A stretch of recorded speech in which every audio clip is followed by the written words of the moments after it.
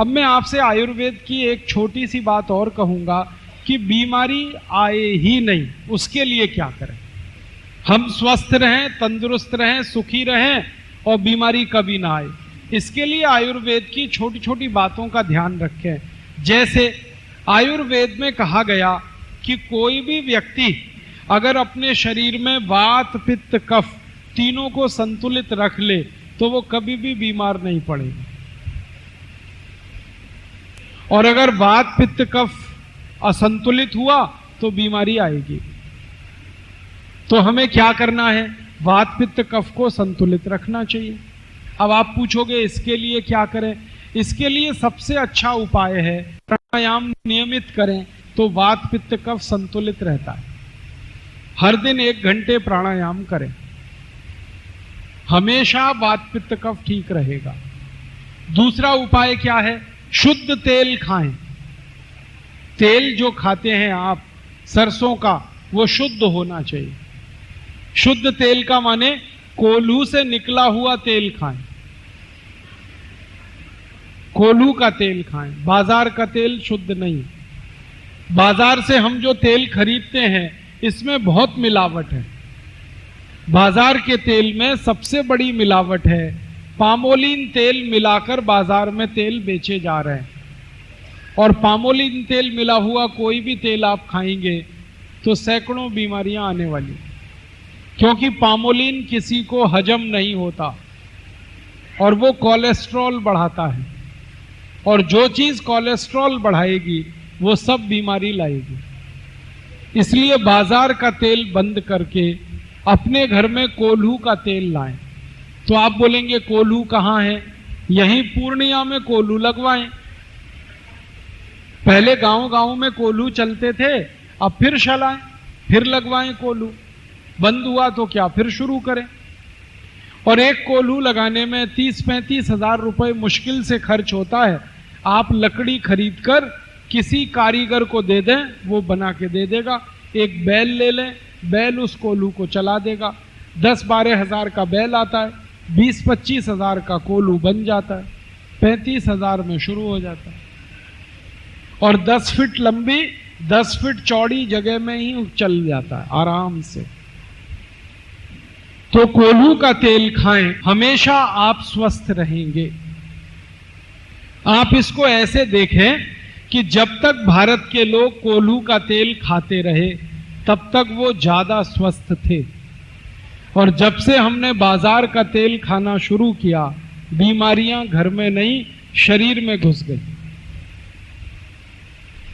तो तेल कोल्हू का खाएं शुद्ध। इसी तरह से एक छोटा सा आयुर्वेद का नियम है कि देशी घी खाएं, कभी भी डालडा ना खाएं। आपको घी खाना है तो डालडा कभी ना खाएं, क्योंकि ये जो डालडा है ना वो सैचुरेटेड फैट है और ये कभी भी हजम नहीं होता। जितना डालडा आप खाते हैं वो सब जमा होता है फैट के रूप में, कोलेस्ट्रॉल बढ़ाता है और तकलीफ देता है आपको। डालडा ना खाएं, डालडा की मिठाई ना खाएं, डालडा की पूड़ी कचौड़ी ना खाएं, डालडा में बनी हुई नमकीन ना खाएं। सब कुछ देशी घी का हो। आप बोलेंगे जी देशी घी महंगा है। बहुत महंगा नहीं है, डालडा से सस्ता है। आप बोलेंगे वो कैसे? वो ऐसे कि जब आप देशी घी खाएंगे तो स्वस्थ रहेंगे और डालडा खाएंगे तो बीमार पड़ेंगे। बीमार होने पर डॉक्टर आपसे सब निकाल लेगा।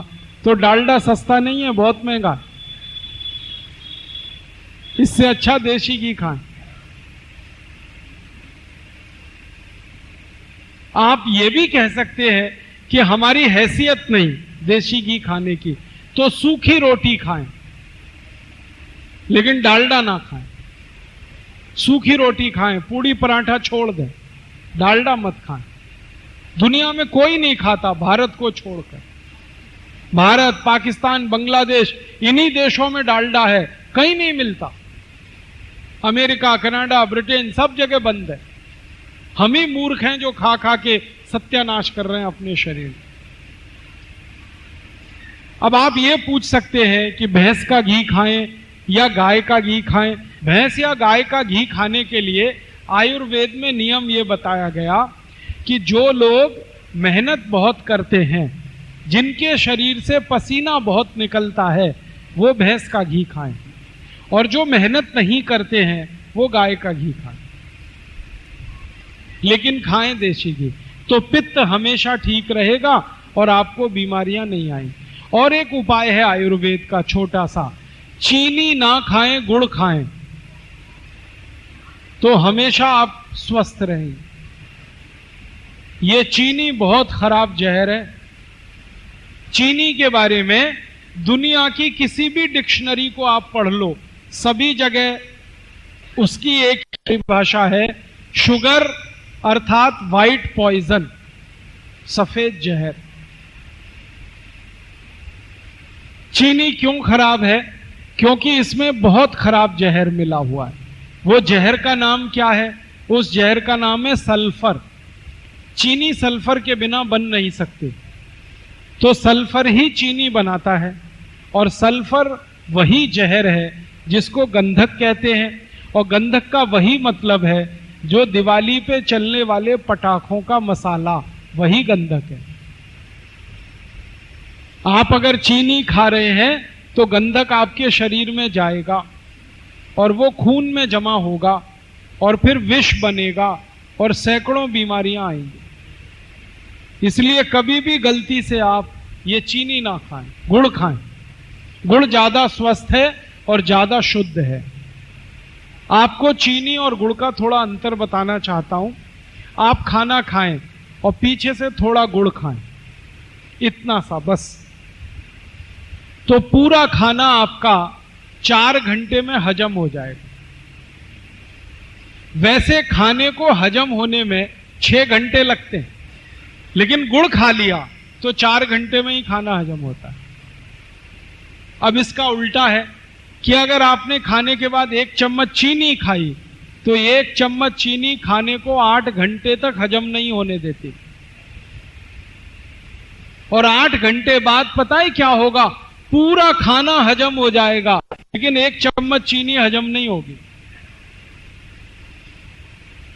इसलिए चीनी छोड़कर गुड़ खाने लगें, कफ ठीक होगा।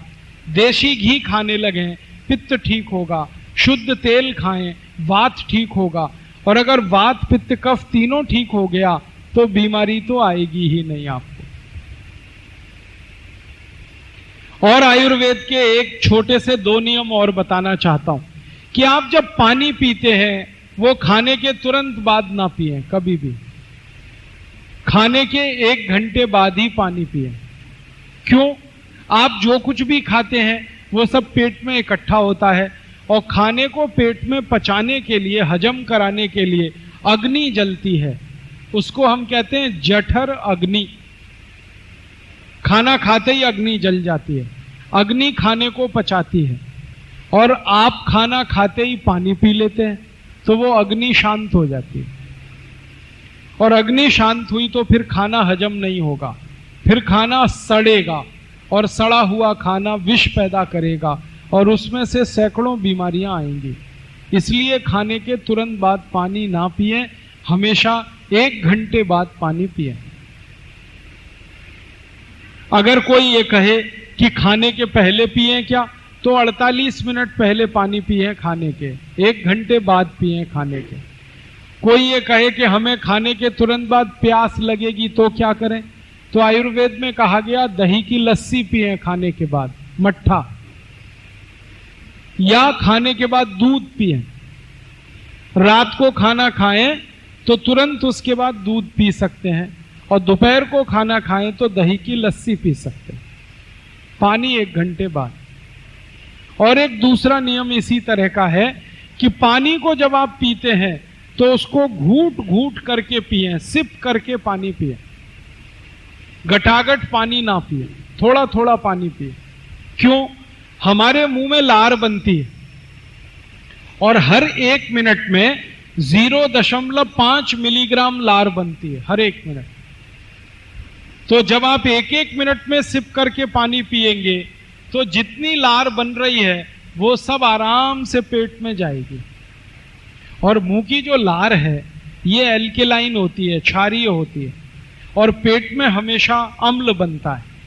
तो बार बार एक एक घूंट पानी पिए, लार पेट में जाए तो मुंह का लार माने क्षार पेट के अम्ल को शांत कर देती है, और जिनके पेट का अम्ल शांत होता है उनको कोई रोग नहीं आता। इसलिए पानी घूंट घूंट पिए। भगवान ने सारी दुनिया के प्राणियों को दो तरह का बनाया। एक तो प्राणी हैं जो शाकाहारी हैं और एक तो प्राणी हैं वो मांसाहारी हैं। जितने शाकाहारी प्राणी हैं दुनिया में वो सब पानी को घूंट घूंट कर पीते। आप देखो, गाय है, बैल है, भैंस है, बकरी है, बकरा है, भेड़ है, गधा है, घोड़ा है, ऊंट है, हाथी है, ये सब शाकाहारी प्राणी हैं। ये पानी को घूंट घूंट कर पीते हैं, एक साथ गटागट नहीं पीते। एक बार पानी पिएंगे, थोड़ा मुंह में भरेंगे, फिर धीरे धीरे उतारेंगे उसको। तो सारे शाकाहारी प्राणी घूंट कर पानी पीते हैं।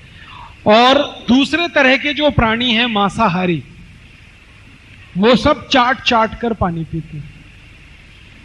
जैसे कुत्ता है, बिल्ली है, शेर है, चीता है, लोमड़ी है, भालू है, ये सब चाट कर पानी पीते हैं।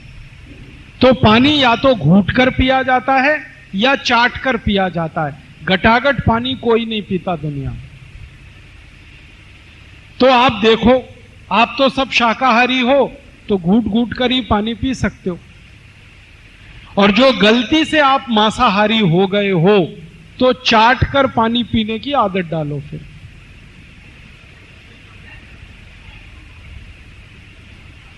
क्योंकि भगवान ने मांसाहारियों को जीभ लंबी बनाई है ताकि वो चाट कर पानी पिए, और आपकी जीभ तो छोटी है तो घूंट कर ही पी सकते हो। तो शाकाहारी बनो, फिर मांस खाओ, और जो मांस खाना है तो चाट कर पानी पीने की आदत डाल लो, तभी बात बनेगी, नहीं तो गड़बड़। दोस्तों, सबसे पहले तो चैनल सब्सक्राइब करें, फिर लाइक, कमेंट और शेयर करें, और हाँ, हमारा एंड्रॉयड ऐप डाउनलोड करना ना भूलें।